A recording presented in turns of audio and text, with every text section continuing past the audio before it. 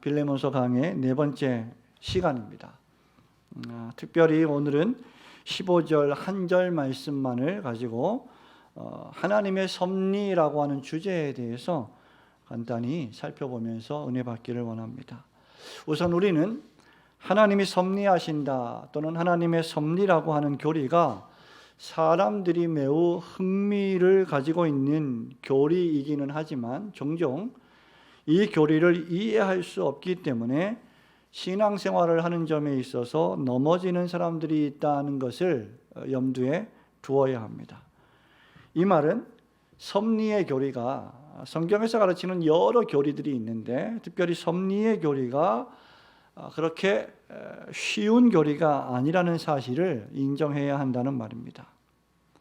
그러므로 우리는 이 어려운 성경이 가르치고 있는, 어렵지만 성경이 선포하고 있는 하나님이 섭리하신다라고 하는 이 교리를 살펴봄에 있어서 먼저 늘 제가 강조하는 말씀이지만 견지해야 할 두 가지 신자들의 태도가 있습니다. 그 하나는 하나님을 두려워하고 경외하는 신앙의 마음이요, 다른 하나는 자기 자신이 연약하고 부족하다고 하는 것을 인정하는 겸손한 태도입니다.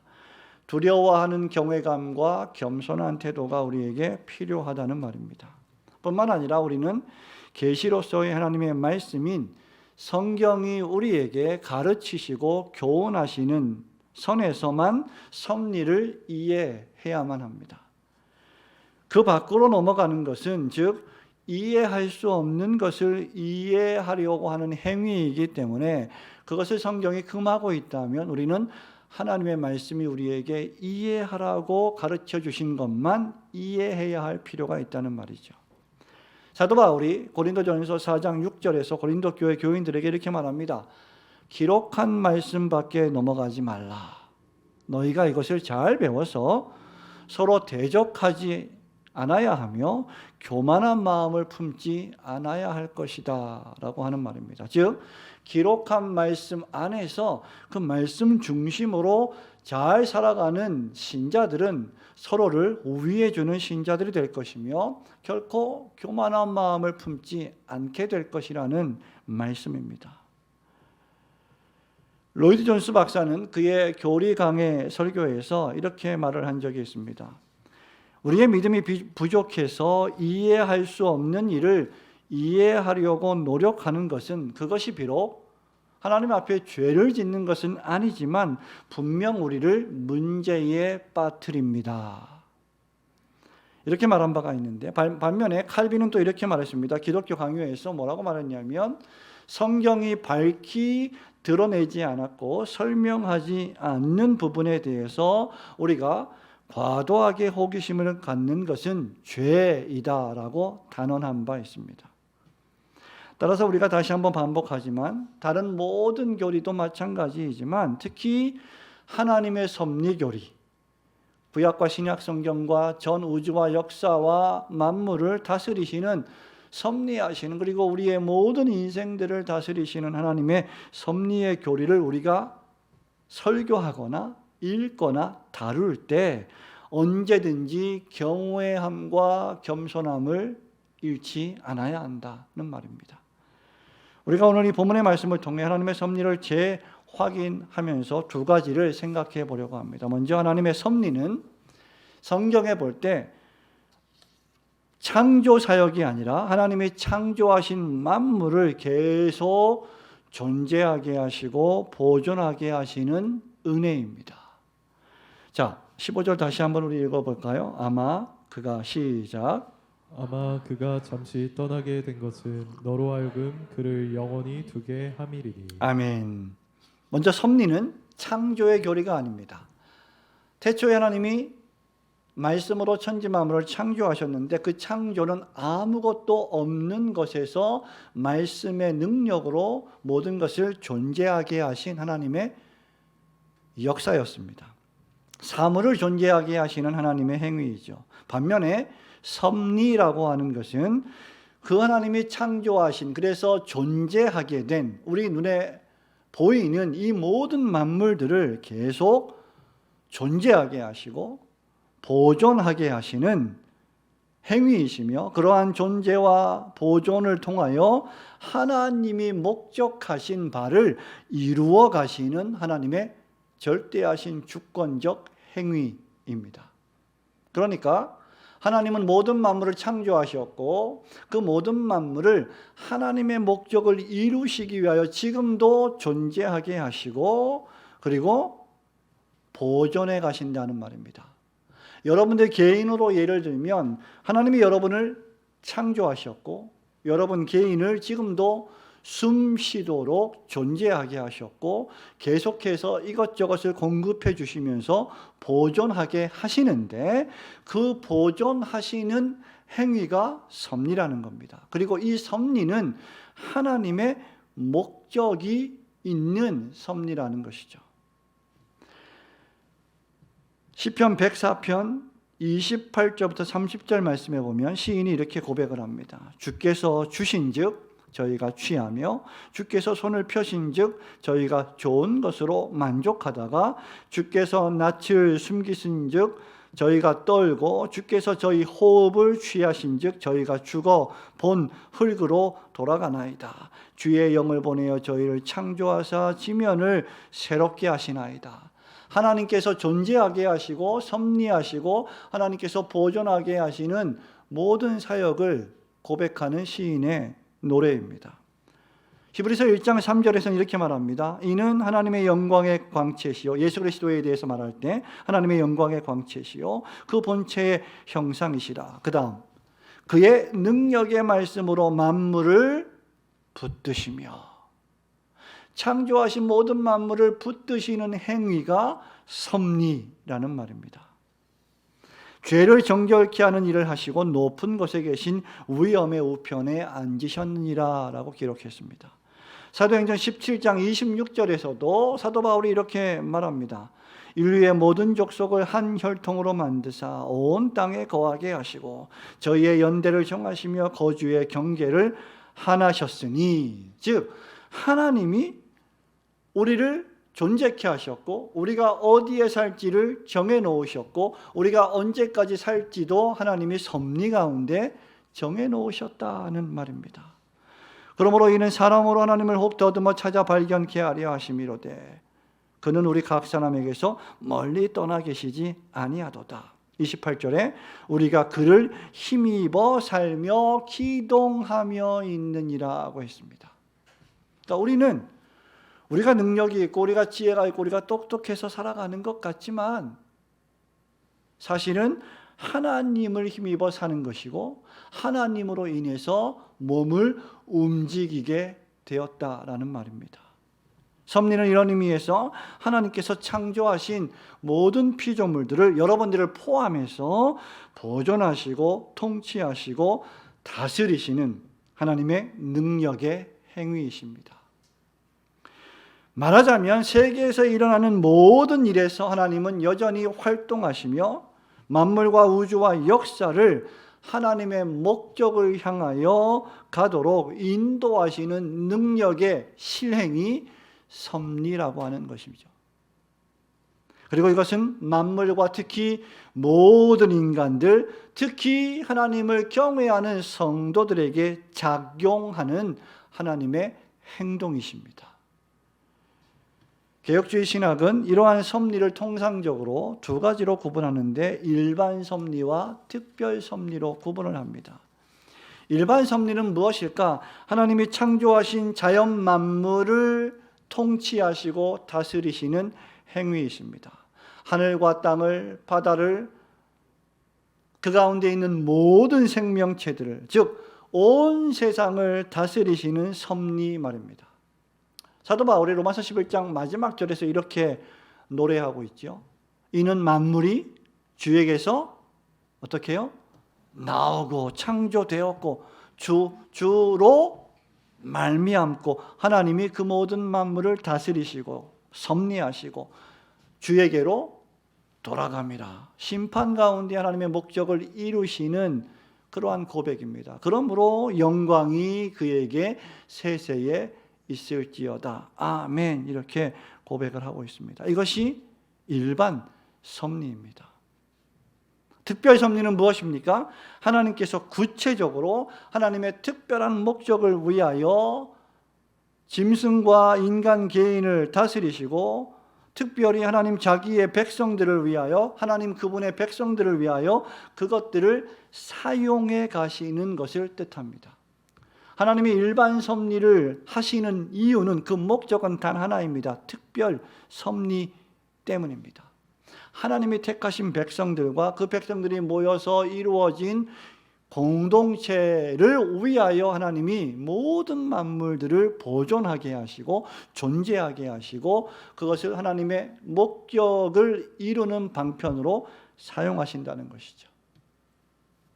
우리가 읽은 이 빌레몬서 1장 15절은 바로 이러한 하나님의 섭리를 극명하게 보여줍니다. 우리가 구체적으로 이 하나님의 섭리가 오네시모와 빌레몬과 바울에게 어떻게 벌어졌는지를 살펴보기 전에 먼저 이 말씀 속에서 우리는 하나님의 섭리가 일반적으로 역사의 모든 국면에 작용하고 있다는 것을 이해해야 합니다. 그래서 바울도 편지할 때 아마 그가 잠시 떠나게 된 것은 이렇게 말을 하고 있는 겁니다. 우리는 이해할 수 없고 우리는 때로는 완벽히 설명할 수도 없지만 이렇게 된 것은 분명히 여기에 하나님의 일반 섭리와 특별 섭리가 있습니다라고 하는 고백과 같은 것입니다. 바울은 본문에서 오네시모가 빌레몬으로부터 도망친 사건에 담겨 있는 특별한 하나님의 섭리에 대해서 이제 말하기 시작합니다. 그러나 그 전에 하나님께서 지으신 모든 만물과 시간 역사와 또 여러분 모두를 존재하게 하시고 숨쉬게 하시고 다스리시고 보존하신다는 섭리의 하나님이심을 굳게 믿으시고 그 하나님을 여러분의 삶 속에서 여전히 겸손히 경외하시고 섬기시는 성도들이 되시기를 주님의 이름으로 축원합니다. 두 번째로 이 하나님의 섭리는 오네시모를 사람 빌레몬의 종에서 창조주 그리스도의 종으로 삼으시는 섭리였습니다. 우리 한 번 더 읽어보겠습니다. 15절 말씀 아마 시작. 아마 그가 잠시 떠나게 된 것은 너로 하여금 그를 영원히 두게 함이리니. 이것이 이제 특별 섭리의 목적, 일반 섭리와 특별 섭리의 목적인 것이죠. 너로 하여금 그를 영원히 두게 함이리니입니다. 오네시모가 빌레몬을 떠난 것은 결과적으로 보니까 우리가 이미 한 번, 두 번, 세 번 설교를 들었지 않습니까? 어떤 일이 있었는지를 여러분은 들었습니다. 오네시모가 빌레몬 그 주인을 떠난 것은 결과적으로 보니까 오네시모가 잘못한 일이긴 하지만 그 가운데 섭리가 작용하고 있었다는 말입니다. 오네시모는 빌레몬을 떠난 결과 바울을 만났습니다. 바울을 만나 복음을 들었고 말씀을 들었고 죄를 회개하고 예수님을 영접하고 성도가 되었습니다. 신자가 되었습니다. 신자에서 멈추지 않고 그는 이제 바울의 둘도 없는 신복이 되었고 바울의 제자가 되었습니다. 복음의 유익한 자가 되었습니다. 그리고 이제 그는 다시 자신이 도망쳤던 옛 주인 빌레몬에게 돌아오고 있는 것입니다. 말하자면 이제 과거에 주인 빌레몬은 오네시모를 종으로 데리고 있었지만, 노예로 데리고 있었지만 이제는 그리스도 안에서 영원히 교제하는 새롭게 바뀐, 새롭게 변화된 그리스도의 종으로 만나게 되는 것입니다. 이제 오네시모는 그 주인을 과거에는 육체적으로 섬겼고 수직적으로 상하관계에서 섬겼지만 이제는 영원히 믿음 안에서 영적으로 형제로 섬기게 되었다는 말입니다. 이것이 바로 하나님의 섭리였다는 거예요. 여기서 우리가 주목해야 할 두 쌍의 단어가 있습니다. 그것은 첫째로 잠시이며 두 번째로 무엇일까요, 여러분? 영원히, 그죠? 잠시와 영원히입니다. 잠시는 기분 나쁜 시간입니다. 속상한 시간입니다. 오네시모가 빌레몬을 떠났던 시간입니다. 오네시모가 빌레몬에게 잘못을 하고 뭔가 죄를 저지르고 문제를 일으켰던 시간입니다. 그런데 그 일을 통해서 하나님은 빌레몬이 오네시모와 영원히 다시 영광 가운데 재회하게 될 시간으로 바꾸어 주셨다는 거죠. 우리 모든 신자들의 삶 속에 이런 경험들이 있습니다. 잠시 어떤 일이 벌어졌는데 그 일로 말미암아 영원히 어떤 일이 신앙적으로 발생하게 되는 것이죠. 그 결과가 무엇입니까? 또 두 쌍이 발생하는 본문 말씀에 있는데 그것은 떠나게 된 것과 그리고 두개합니다. 떠나와 둠입니다. 떠난 것과 둠. 여러분, 떠남은 무엇입니까? 분리입니다. 분열입니다. 좋지 않은 일이죠. 확실히 오네시모는 빌레몬으로부터 잘못된 행동을 통하여 떠났습니다. 악의적인 분리입니다. 선한 행동이 아니었습니다. 무엇인가 아마 추정하기로는 주인의 어떤 것들을 훔쳐서 도망갔을 것입니다. 잘못된 행동이었고 악의적인 분열과 분리였습니다. 그런데 하나님은 그것을 통하여 두게 하셨습니다. 영원히 두게 하셨습니다.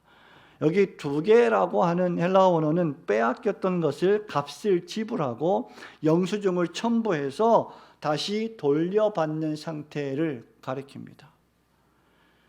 그 결과 오네시모는 이제 빌레몬과 함께 영원히 영적으로 같이 있게 된 거예요.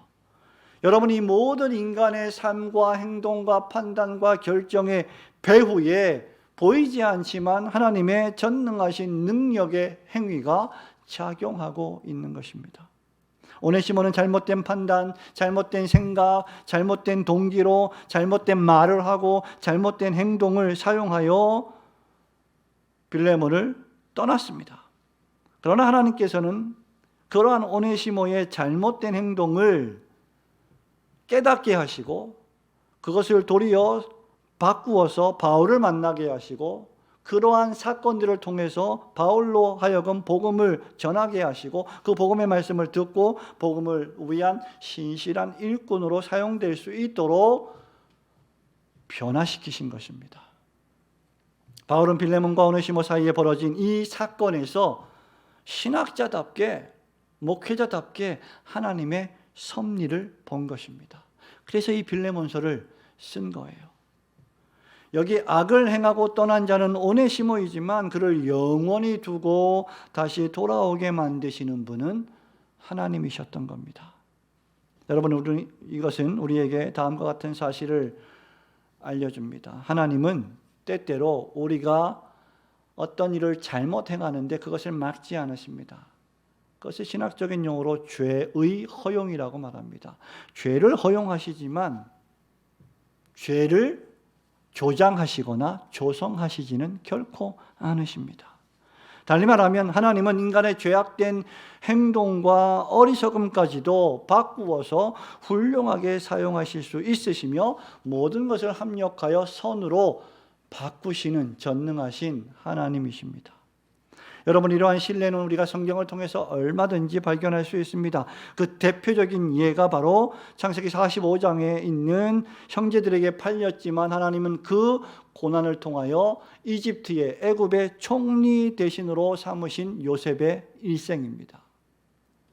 요셉은 창세기 45장 8절에 나를 이리로 보낸 이는 당신들이 나를 팔았지만 사실은 나를 이리로 보내신 이는 당신들이 아니요 누구시라고 했습니까? 하나님이십니다. 이 짧은 구절 안에서 요셉은 하나님이를 3번씩이나 반복합니다. 요셉을 팔아버린 형제들의 죄는 철저하게 나쁜 죄였지만 하나님의 주권적인 섭리의 손길 아래 있었습니다. 하나님이 다 보고 계셨습니다. 그리고 하나님은 그들의 죄악된 행위를 허용하심으로 그들이 얼마나 패역하고 더러운 죄인들인지를 드러내셨습니다. 누가 그 성경을 읽어도 요셉의 형제들이 얼마나 잘못된 행동들을 하고 있는지를 깨닫게 하셨습니다. 동시에 그럼에도 불구하고 종으로 팔려간 요셉을 애굽의 총리 대신으로 흉년 때에 하나님의 백성들을 먹이시고 또다시 보존하시는 선으로 바꾸신 것입니다. 창세기 50장 20절은 이에 대한 결론입니다. 요셉이 이렇게 고백해요. 당신들은 나를 해하려 하였으나 하나님은 그것을 선으로 바꾸사 오늘과 같이 만민의 생명을 구원하게 하시려 하셨습니다. 이로 볼 때 여러분, 우리가 한 가지 확신할 수 있는 것은 만물과 우주와 역사와 여러분 개인을 통치하시고 다스리시는 하나님의 섭리는 하나님의 백성들과 그분의 교회를 위해 존재한다는 사실입니다. 그래서 여러분, 여러분의 삶 속에 어떤 고난이 있습니까? 오해가 있습니까? 여러분에게 누군가 해코지를 하고 있습니까? 여러분 기뻐하시고 즐거워하십시오. 그 일을 통해서 하나님께서 여러분들을 더욱 하나님께 가까이 가게 만드시는 하나님의 섭리일 수 있는 것입니다.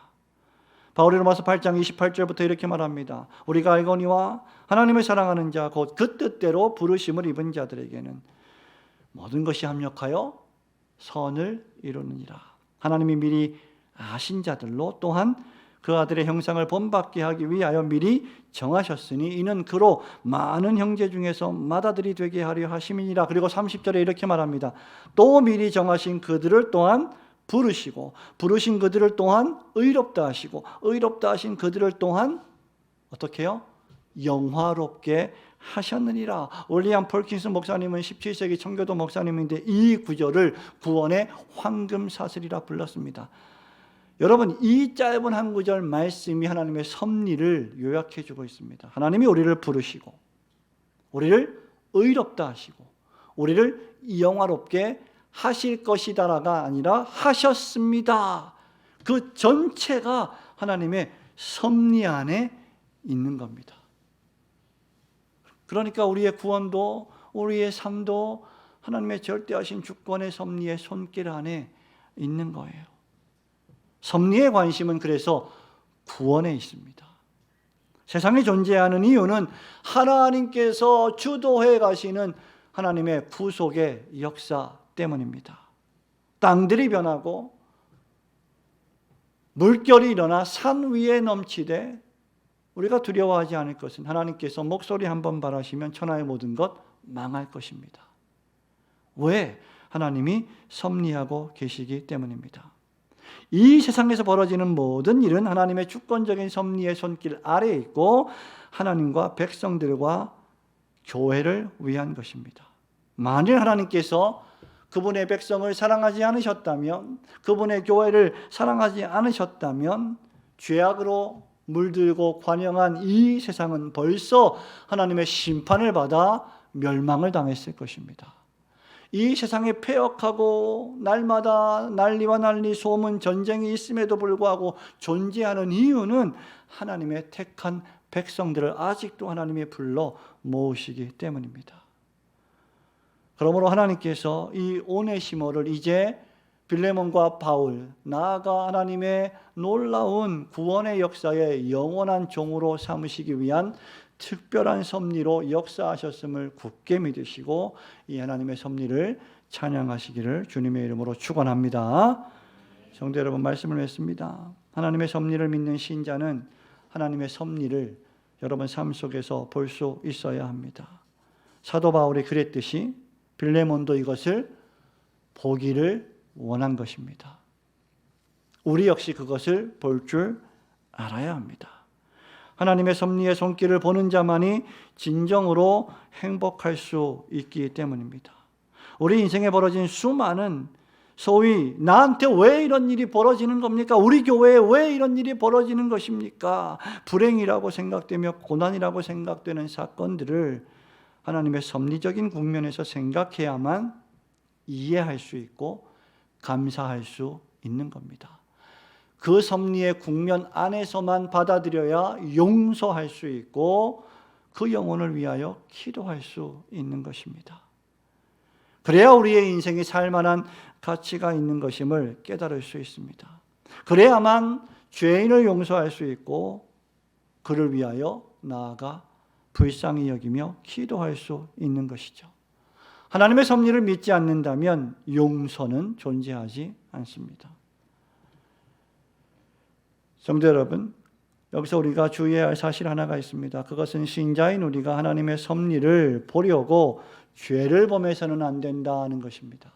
하나님이 어떻게 하시나 보자 라고 하면서 내가 이렇게 죄를 범해도 하나님은 선으로 바꾸어 주실 거야 라고 생각하며 죄를 짓는 것은 하나님을 모독하는 행위입니다. 바울은 로마서 6장 1절에서 이렇게 말합니다. 그런즉 우리가 무슨 말 하리요? 은혜를 더하게 하려고 그 다음 죄에 거하겠느냐? 그럴 수 없느니라. 강한 부정입니다. 메이 그너이도 절대 결코 그럴 수 없다. 죄에 대하여 죽은 우리가 어찌 그 가운데 더 살리요? 이 말씀이 왜 기록되었을까요? 로마서 5장 12절부터 21절 때문입니다. 한 사람 아담의 범죄로 인하여 많은 사람이 사망에 이른 것처럼 한 사람의 순종하심으로 말미암아 많은 사람이 의인되었다는 구원의 말씀 다음에 로마서 6장이 기록된 것입니다. 당시 어떤 철학자들이 이렇게 주장합니다. 그리스도께서 많은 사람을 구원하시기 위해 죽으신 것은 첫째 아담이 범죄했기 때문이다. 그러니 구원이라는 은혜를 받기 위해서는 범죄해야 하지 않겠느냐? 그들은 죄가 더한 곳에 은혜가 넘쳤다는 말씀을 교묘히 이용하는 것입니다. 그러나 죄를 지으면 고통이 따라올 뿐입니다. 죄에는 심판이 뒤따릅니다. 그 죄를 용서해 주시는 은혜는 풍성해지지만 은혜를 더하게 하려고 일부러 죄를 짓는 것은 거짓 선지자들이나 주장하는 궤변입니다.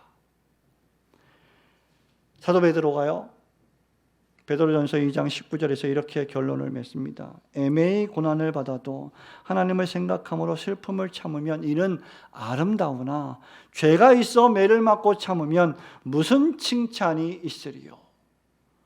오직 선을 행함으로 고난을 받고 참으면 이는 하나님 앞에 아름다우니라. 그러므로 여러분, 우리가 연약하여 때로는 세상의 유혹, 내 인간의 육체의 정욕 이런 것들로 말미암아 연약하여 죄를 짓는 경우가 있지만 그럼에도 불구하고 그것들을 하나님은 깨닫게 하시고 회개케 하시고 더 좋은 것으로 바꾸시는 섭리의 하나님이심을 우리는 굳게 믿어야 합니다. 그럼에도 불구하고 그런 하나님이시기 때문에 내가 더 죄를 범해야겠다라고 하는 생각은 매우 악한 생각이라는 사실을 우리는 마음에 깊이 새겨야 합니다.